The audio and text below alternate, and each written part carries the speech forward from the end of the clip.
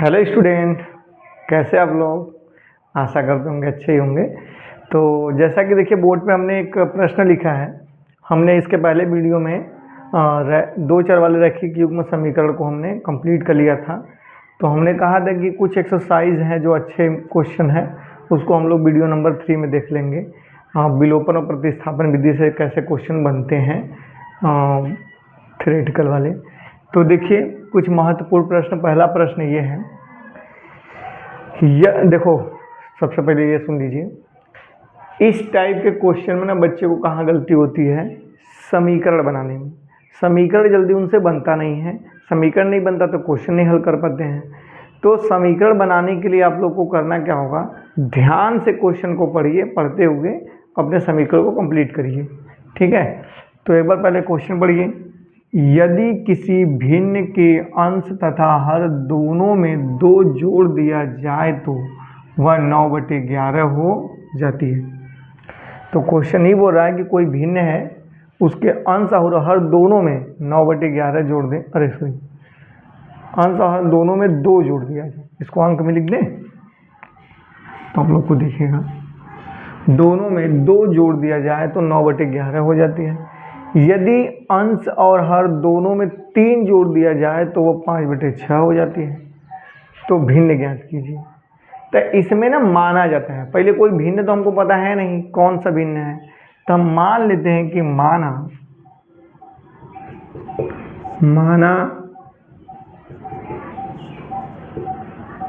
भिन्न का अंश क्या है भाई, x और हर मान लीजिए y। तब भिन्न आपका क्या बन के निकलेगा, जो भिन्न निकलेगा x/y, यह निकलेगा ना। अब प्रश्नानुसार प्रश्न क्या कह रहा है, प्रश्नानुसार मतलब प्रश्न के कहने के अनुसार पहली बात तो प्रश्न ही बोला है भिन्न, तो हमको पता चल गया कि भिन्न ये x/y है। अब ये कह रहा है कि यदि भिन्न के अंश और हर दोनों में 2 जोड़ दिया जाए तो वह हम काम करते हैं भाई x+2 और y+2। दोनों में अगर 2 जोड़ने के बाद वो कह रहा है कि भिन्न हो जाता है 9/11, तो 9/11 कर देते हैं। अब इसको क्या करेंगे, तिर्यक, देखिए तिर्यक गुणा जानते हैं ना। तिर्यक गुणा कैसे होता है, इसका गुणा इसमें, इसका गुणा इसमें कर दीजिए। तो 11 गुणा x में करेंगे तो 11x, फिर 11 दूनी 22, फिर इसमें करिए, ऊपर जाएगा तो गुणा करेगा तो = 9y और प्लस के 18। तो यहाँ पे देखिए 2 चर वाले समीकरण बनेंगे, पक्षांतर करिए। तो जब y को उधर बोला दीजिए, 11x - 9y ये 18 इस बगल प्लस उस बगल जाएगा, 22 माइनस हो जाएगा। तो विपरीत चिन्ह है, प्लस है माइनस रहेगा, तो घटेगा, घट के बड़े वाले के चिन्ह लगेगा, तो घटेगा तो -4 बचेगा। इसको समीकरण नंबर 1 मान लीजिए। एक का समीकरण 2 चर वाला बना ना। अब इसी प्रकार द्वितीय शर्तानुसार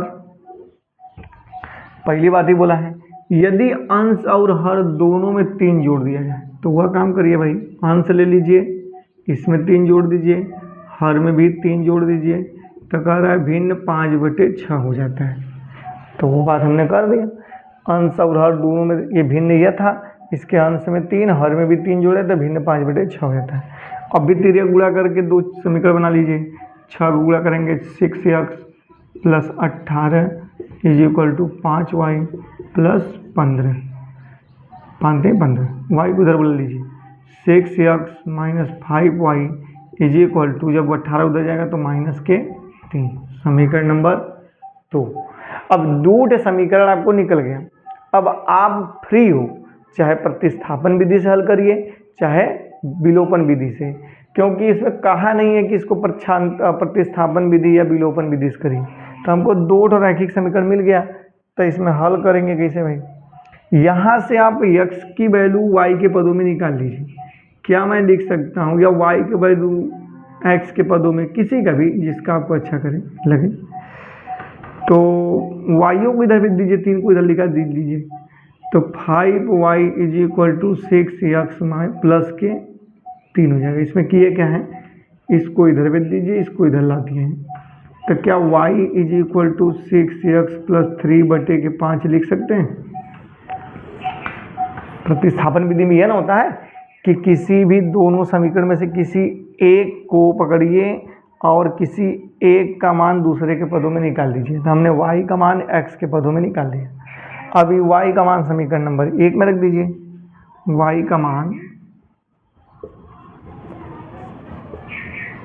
समीकरण 1 में रखने पर तो रख दीजिए 11x माइनस के 9 ब्रैकेट में 6x plus 3/5 is equal to -4। और यहाँ पे ये y की जगह रखे हैं तो ये y की जगह पूरा रखें। अब क्या करेंगे, नीचे दिखेगा जगह है नहीं है तो इधर कर देते हैं, क्योंकि उधर थोड़ा आप लोग को कम दिखेगा, यहाँ पे दिख जाएगा। अब यहाँ पे देखिए ये 5 का इसमें मल्टीप्लाई कर दें, मिश्र भिन्न है, हल करने के लिए इसका इसमें गुणा करेंगे, फिर उसके बाद जो घटाना जोड़ना वो लिख के फिर उसके बाद नीचे वही रहेगा। तो 11×5 = 55x, इसका गुणा इसमें हो गया माइनस के, अब 9×6 = 54x और फिर 9×3 माइनस के 27 और कुल के बटे कितना हो जाएगा तब, कुल के बटे 5 और बराबर -4। इतना लिख सकते हैं। अब ये 5 देखिए, ये वाला जो 5 आपका इधर भाग करेगा जाके क्या करेगा, गुणा, तो 5 × 4 = 20। और यहाँ पे देखिए ये 55 में से 54 घटेगा तो बस x बचेगा, और ये 5 × 4 = 20 हो जाएगा। ये 27 इधर माइनस है, अभी पहले इसी को लिख ही देते हैं, -27 = 5 × 4 = 20 माइनस का है। अब x इज इक्वल टू हो जाएगा आपका -20 प्लस का 27 लिख सकते हैं, क्योंकि ये इधर माइनस इधर आके प्लस हो जाएगा। अब विपरीत चिन्ह तो घटेगा, घट के बड़े का चिन्ह लगेगा, तो x इज इक्वल टू कितना आ जाएगा, 7 आ जाएगा। x का मान 7 आया। अब x का मान कहाँ रख दें, इसको समीकरण नंबर 3 मान लीजिए। x का मान समीकरण 3 में रखने पर तो रख दीजिए x का मान, थोड़ा मेरा जगह कम पड़ रहा है, x का मान समीकरण 3 में रखने पर, तो समीकरण 3 कहाँ हुआ है ना, y is equal to 6x plus के 3/5, तो y इज इक्वल टू 6 गुणे x का मान कितना है 7 प्लस के 3/5, तो y इज इक्वल टू, दिख रहा है कि नहीं नीचे, 7 × 42 3 45 हो जाएगा, तो 45/5, 5 × 9 = 45, तो y की वैल्यू आ गई 9। तो y की वैल्यू आ गई कितनी, 9, और x की वैल्यू कितनी आ गई, 7। अब आंसर चेक कर लीजिए। अच्छा, भिन्न आपका कितना था, भिन्न अगर x/y है ना, तो आपका हमारा भिन्न निकल के आएगा x का मान 7/9, है ना। अब वो जैसे कह रहा है उस हिसाब से देखिए, कह रहा है दोनों अंशतः हर दोनों में 2 जोड़ने पे 9/11 हो रहा है। अच्छा, इसमें भी 2 जोड़ दीजिए, इसमें भी 2 जोड़ दीजिए, तो 9/11 हो रहा, तो सही है। तो आंसर भी क्या है, ठीक है। ठीक है, चलिए अब नेक्स्ट क्वेश्चन की तरफ हम लोग चलते हैं, इसका स्क्रीनशॉट ले लीजिए। तो बाद जैकब की आयु उसके पुत्र की आयु से 3 गुनी हो जाएगी। 5 वर्ष पूर्व जैकब की आयु उसके पुत्र की आयु की 7 गुनी थी, उसकी वर्तमान आयु क्या है। देखिए बात यहाँ पे, जब आयु वाला क्वेश्चन आए तो इसको बड़ा ध्यान से देखिए करिए, क्योंकि आयु वाला क्वेश्चन में समीकरण जल्दी बनते नहीं हैं लोगों से। तो देखो कैसे बनाएंगे हम लोग। आप इसको ध्यान से ऐसे एक तरफ जैकब लिख लीजिए, क्योंकि इसमें 2 लोग हैं, एक जैकब है उसका पुत्र है, तो एक साइड जैकब और इस बगल उसका पुत्र हो गया। तो यहाँ पे बोला है ये 5 वर्ष बाद की बात किया है, 5 वर्ष बाद मतलब भविष्य की। तो पहले वर्तमान जब रहेगा तब ना भविष्य और भूत दिखेगा, जैसे वर्तमान जैसे हमारी एज वर्तमान पता रहेगा तब ना हम बता पाएंगे कि हम 5 साल बाद क साल के होंगे, या 5 साल पहले हमारा एज क्या था। तो ये जब वर्तमान पता रहेगा तभी ना, क्योंकि इसमें वर्तमान दिया नहीं है, पूछ रहे हैं आपसे। तो मान लीजिए जैकब की वर्तमान आयु x और पुत्र की वर्तमान आयु y है, ठीक।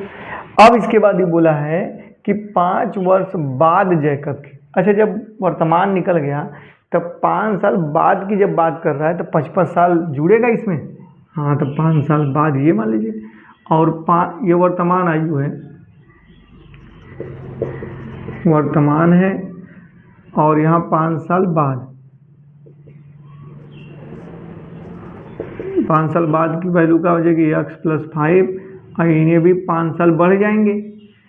फिर कह रहा है 5 साल बढ़ने के बाद अब इसमें बोल रहा है कि 5 वर्ष बाद जैकब की आयु उसके पुत्र की आयु से 3 गुनी हो जाएगी। मतलब कि जो इसका जैकब है अपने पुत्र से 5 साल बाद 3 गुना हो जाएगा ये। तो 3 गुना ये होगा, तो अगर यहाँ पे हमको बराबर का चिन्ह लगाना है तो 3 गुना इसी को करेंगे तभी ना जाके दोनों बराबर होंगे। तो यहाँ पे एक समीकरण बनेगा, क्या समीकरण बनेगा, x + 5 = 3y + 15, और यहाँ पे उधर बोला जी x - 3y = उधर भेजेंगे तो 10, समीकरण नंबर 1। पहले वाली लाइन से एक क्वेश्चन समीकरण बनेगा। दूसरा क्या बोल रहा है, 5 वर्ष पूर्व जैकब की आयु, 5 वर्ष पूर्व मतलब बोल रहा है कि 5 साल पीछे, तो वर्तमान आयु में से 5 साल घटाना पड़ेगा। तो द्वितीय शर्तानुसार आपका ऐसे बनेगा कि x में से 5 घटा दीजिए, आयु 5 साल पीछे चल जाएंगे इनके पुत्र। अब क्या पूछ रहे हैं फिर, जब जैकब की आयु उसके पुत्र की आयु से 7 गुनी थी, तो 7 गुनी कौन था, जैकब ना, तो 7 का गुणा इसी में कर देंगे बराबर करने के लिए। अब इसको हल कर लीजिए, x - 5 = 7y - 35। हम इसमें क्यों गुणा कर रहे हैं, अच्छा एक बात समझिए, जैसे मैं कहूँ कि 10 5 से 2 गुना बड़ा है, तो 2 गुना ये बड़ा है ना, अगर 2 का इसी में गुणा कर देंगे तो बराबर कर देंगे। तो इसी प्रकार ये 7 गुना ये बड़ा था, तो 7 का गुना इसमें कर दिए तो दोनों बराबर हो गए, इसीलिए गुणा करते हैं। तो कन्फ्यूजन हो इसलिए बता दिए। अब यहाँ भी एक समीकरण बनेगा, x इधर बोल लीजिए, x - 7y = उधर जाएगा तो -30, समीकरण नंबर 2। अब समीकरण 1 और 2 को ध्यान से देखिए, x - 3y बराबर के 10, समीकरण ये एक है, और x - 7y बराबर के -30, समीकरण नंबर 2। इसको विलोपन विधि से कर दे क्या, देखिए पहले ही से क्या बराबर है, तब विलोपन विधि में ये ना होता है कि किसी एक चर को बराबर करते हैं तो पहले ही से बराबर है, तो इसको कटेगा कैसे, यहाँ पे आप लिख दीजिएगा समीकरण 1 में से 2 घटाने पर, तो जब घटाएंगे तो चिन्ह बदलेगा, देखिए माइनस प्लस, और ये माइनस था ये प्लस हो गया, ये तो कट गया।